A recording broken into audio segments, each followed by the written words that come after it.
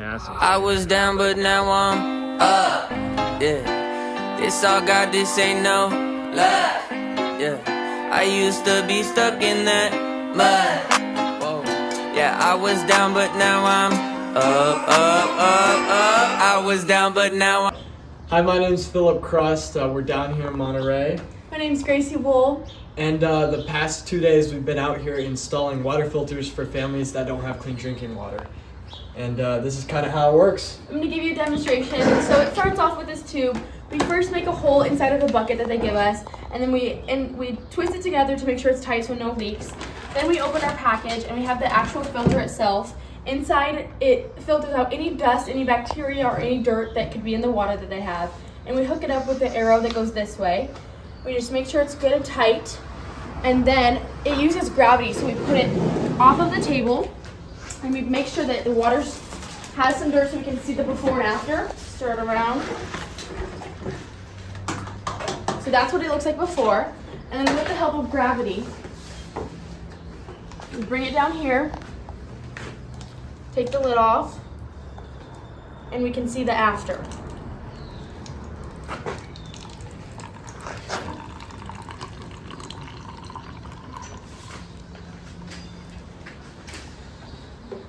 So there's the before and after. And then next, we'll show you how to clean it. So first, you have to take it off of this end. And then just like the water went this way, you flip it around. Take the syringe into the clean water that you just made.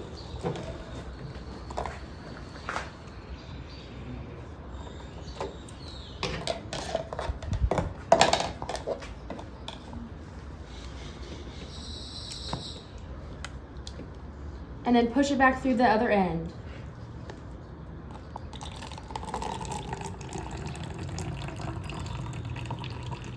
And then out comes all of the water and the dirt that it just filtered. We're filming. All right, so now the families, they've seen that they had their dirty water turned into clean water. It's the first gift we like to tell them, and then we say, we also have another gift for you. And right here we have the New Testament.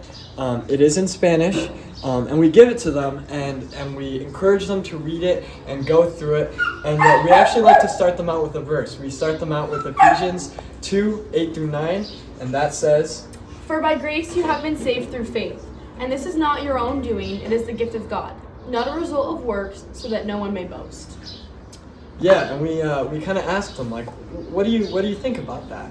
And most families, they say, well, you have to live a life, you do good things, maybe give to the poor. And we say yeah, but maybe it's like this is kind of our heart here, right? We all kind of have a dirty heart. It's full of we lie, we curse, we gossip, we do all these things, and we got good works here, right? These are good, and we try pouring that in, and you got good works. You go to church, you give to the poor. Maybe you install a water filter, and the cup is still dirty. You can't drink it.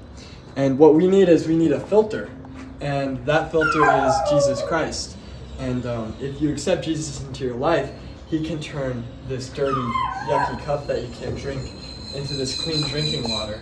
And once you have that filter and you have that clean drinking water, you can then give more people clean drinking water as well. So just super awesome, very encouraging down here. Praying for all the families that we've been able to talk to. Hello, I'm Philip Crust. I'm down here in Monterrey. We're just outside Monterrey City in a town called Garcia. We're partnered here with the church behind me. It's called Ciudad Esperanza. And we're going throughout the neighborhood to help families get clean drinking water by installing these filters. And it's been awesome. We've been able to bless so many families with it, but we've also been able to share the gospel. And on one of these, we went into a house with this lady, and she was a little bit sick. And so we're installing the water filter outside. And afterwards, we asked her, we gave her a physical gift, the water filter, and we'd also like to give a spiritual gift. And we read Ephesians with her out of the Bible, and she responded really well. And she actually said that her family, she has a bunch of Christians in her family, but she herself doesn't know how to become a Christian. And so she said that we gave her the way to find out how to become a Christian. And it's just super awesome. And we were able to pray over her. She invited us in her house, and it was an awesome time. So God has been at work today. And there's been lots of groups that have lots of stories about this. So it's just been a blessing. But that's all for now. Adios. Hello, I'm Kai. I'm from Coeur d'Alene, Idaho, but I'm also down here in Garcia, Mexico with the team. We visited Monterrey and we were distributing water filters. So the experiences I've been having in these neighborhoods out here are much different from the experiences I have back in the States. And I'm assuming everyone listening is probably in the States. So some of the perspectives I want to share are: one, the neighborhood we were in is within Mexico, a lower middle class neighborhood. But the neighborhood that I'm seeing is something that I would never see in the States. And it's important to see that there's people who are making the most out of their lives in situations that would cause us to be uncomfortable. One of the values that I found that these people harbor is connection and family in ways that we feel, but we don't really understand like they do. You could see a family that's just a father, mother, and a daughter all living within the space of like probably the size of your bedroom plus a kitchen. Yeah. And they're happy. And you wonder why.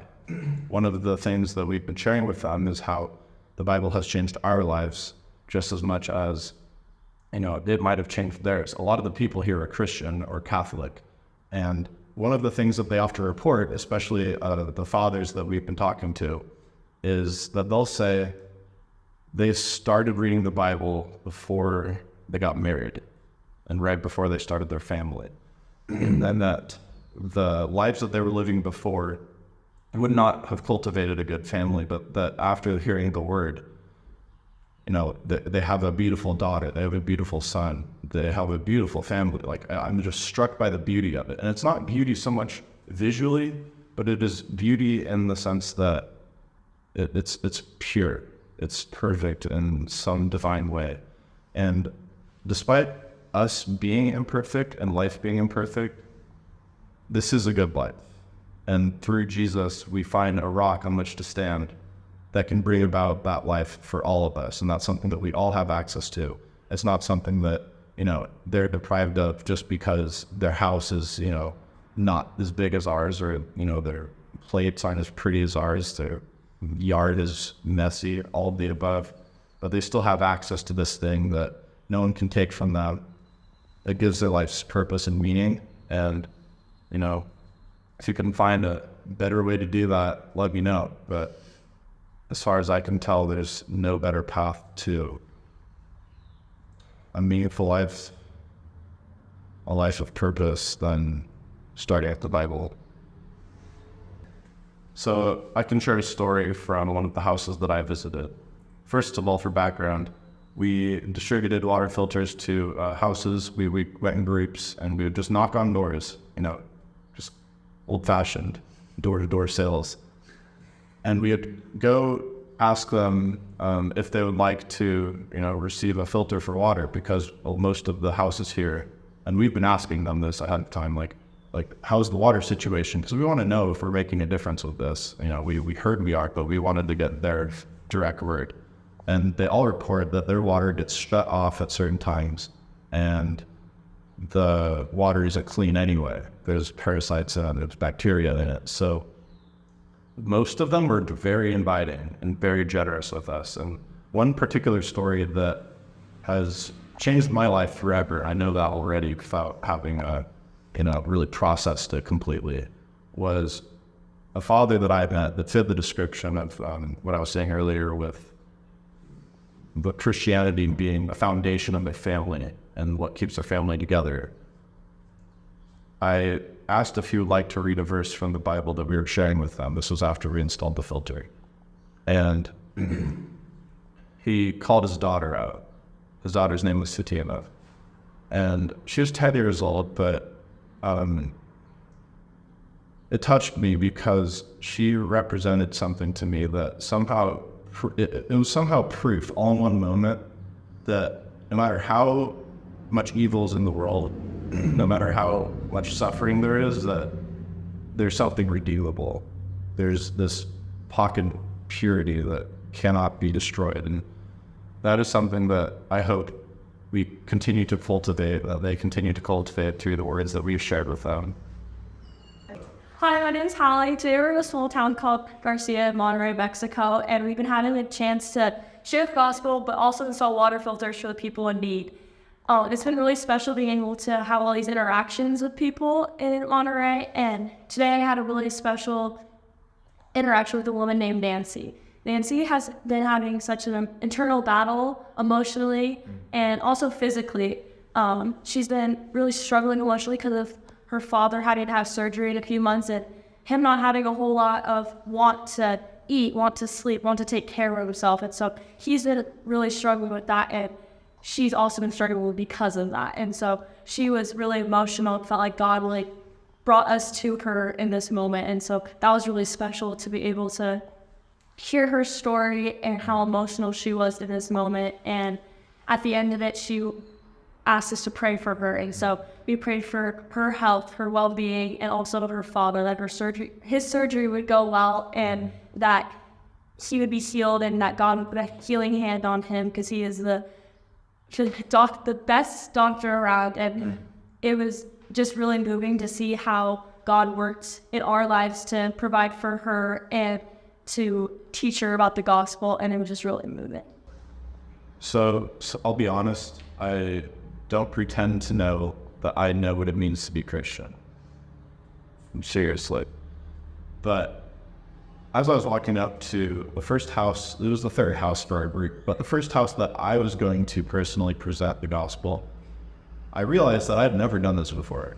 It was something entirely new, and I felt weirdly excited. I wasn't really nervous because of how inviting these people were. But in sharing the gospel with this girl, I realized that I was doing something that was unlike anything I had done before. I had never presented the gospel to somebody, but to present something that can have such an effect on the entire family, on ourselves, is something that, you can't really measure the effect of, because you shared the Bible with them once, and that might be something that they're thinking about as they're going to bed that night. That's something that they might slightly change a choice they make some day in the future. And you compound enough of those differences, and the trajectory of your life is genuinely different. It's going a different direction because of the experience and the wisdom that had been transacted in that moment. And so the effect that it's had on my life is something that I know is certain, because I've seen these families that have great children, very happy families. And that's something that I want in my life, because I want kids someday, and I want them to grow up and appreciate the finer things in life without having to, worry too much about who they are or what the world is. And I want them to have that rock on which they can rely and, create a better life for them than even I had. And that's something that I think, even in the smallest action, had that significance behind it. And it's powerful. So that's the experience I've had. And there's just so much of that all in one period of time. Hi everyone, my name is May, and these past few days we went to Garcia, Monterrey, which is just an outskirt city. It's a little poorer area, so we got to go around to families' homes and install water filters and share the message of Jesus' love for us while we were there. And one story that really stuck out to me was a connection I made with this older woman named Margarita, and she grew up in a poor indigenous town, and she had to walk miles for water growing up, and from that she suffered from chronic back pain for whole life, and we were able to pray for her because of that. And she shared with me that growing up she was taught that nature and the earth could heal her, but having a family and moving to this other city, she learned the love of God and realized that's the only person that can be there for her always. And We offered her the New Testament Bible, and we were able to pray for her and share this analogy of the water filter, that the dirty water is your heart before knowing Jesus, with sin and the bad things that you do and just human nature. And the clean water is the heart that you can have after accepting Jesus and trusting with him in your life. And no matter how many good deeds you do, going to church, doing good things, complimenting others, and pouring that in the other cup, it doesn't fix your heart. It can make it a little cleaner, but you still can't drink that water, and you need the filter, and that filter is Jesus. So we showed pouring the dirty water into the filter and coming out clean, and that can be your heart knowing and loving God. And she was very touched by that message, and really glad that we were able to connect with her and meet her, and we were able to use some Spanish skills to communicate with her, which was really special. Hi guys, my name is Gracie, and I've been blessed with this opportunity to be in Monterrey this week. I would say my highlight was getting to go on campus and getting to preach the gospel and share God's love with these amazing students. One personal story that I have that I would love to share with you is how we met this incredible girl who was just looking for a sign to come back to Jesus and has been wanting to get into the faith again and know God's love, but didn't really understand it until we got to communicate with her. And so her heart was touched, and we got to show her God's love and how much she wants a relationship with her, which was so special. I loved every second. One of the verses that we got to share with her was Ephesians 2:8 that states we're saved by grace and not by good works. And that was super beneficial because she got to realize that Jesus just wants her heart and doesn't want her to do all of these actions, and he just wants a relationship with us. So that was super special to watch her have that realization and know that he just wants her and have a relationship with her. Incredible time in Monterrey, and it's just incredible to watch God work through our team and through the community of Monterrey, as well as just getting to feel his presence in this whole week. I'm so excited to go back to our campus and get to share his love and share the gospel more.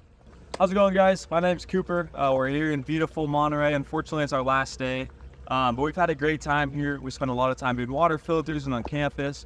One story on campus that really stuck out to me was these two students who are going on their own mission trip actually next week. And I just thought that was so encouraging to see that all over the world, you know, we're miles and miles away. There are students that are choosing to glorify God's kingdom. That just really was encouraging to me, and I'm praying for those guys as they head off on their mission trip. One of our favorite parts of the trip was sharing with students on campus. We believe this is just important, and we have a great opportunity here. So many people are lost without a greater purpose. That greater purpose being trusting in the Lord, in Jesus. Okay. And a tool that we used to do that was doing the 3 verses in 3 minutes. This is sharing kind of the problem, the solution, and the outcome, just with the Bible. This was just super impactful and a great way to get the general message and simplify Christianity as a whole for these students who may be, you know, fearful of opening up a 1,000-page Bible. Okay. So the first verse of the 3 verses is Romans 3:23. This is talking about the problem. All have sinned and fall short of the glory of God. Then the next is the solution. This is 1 John 1:9 and 10.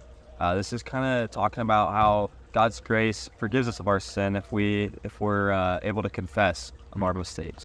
And then lastly is the outcome. That's John 3:16. You may have heard it. It's talking about how God gave his one and only Son, Jesus Christ, die for our sins so we can have eternal life.